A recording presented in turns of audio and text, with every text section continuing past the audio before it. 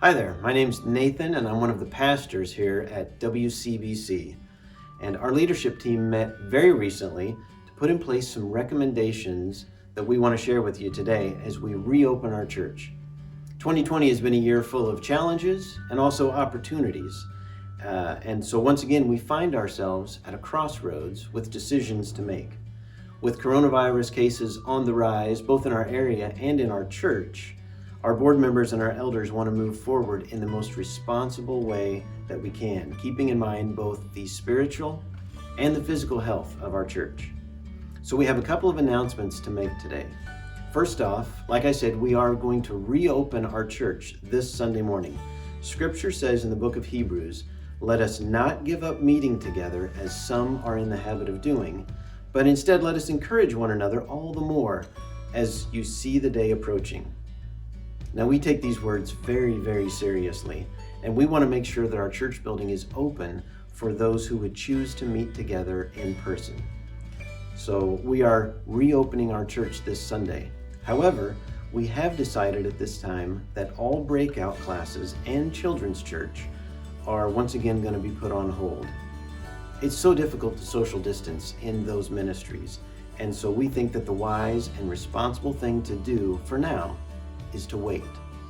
We're also going to be implementing a new policy on face masks and on social distancing, and so I'm going to turn it over to Brett at this time to walk us through some of the specifics.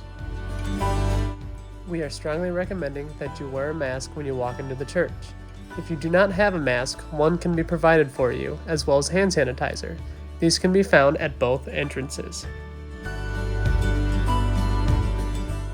To help promote social distancing, we have spread out our chairs downstairs and have provided an extra sanctuary upstairs.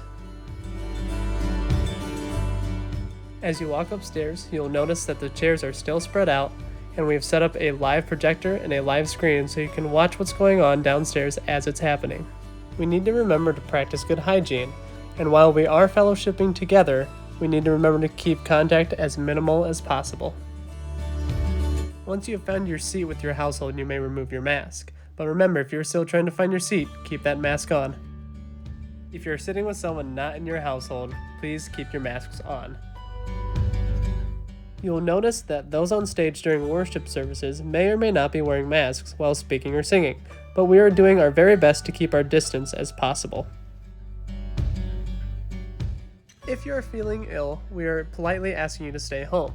But don't worry, you can still catch our services online, or you can catch them on the radio, as we will still be doing both broadcasts. And if you are part of a ministry that meets any other day of the week, we encourage you to take the same precautions. So it all comes down to this. We don't want anyone to feel that they have to stay at home and miss church because of health and safety concerns. WCBC has always tried to promote an open and welcoming environment for those that choose to worship here. So we think, to borrow a couple of words from our wheel on the wall here at the front of the church, that the best way for us to be united and loving and selfless and joyous is to follow the decisions of our leadership.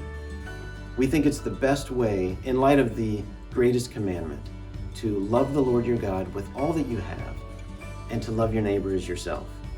So we want this to be a time where we come together in fellowship, in safe fellowship, because it's something that we see over and over again in the Bible.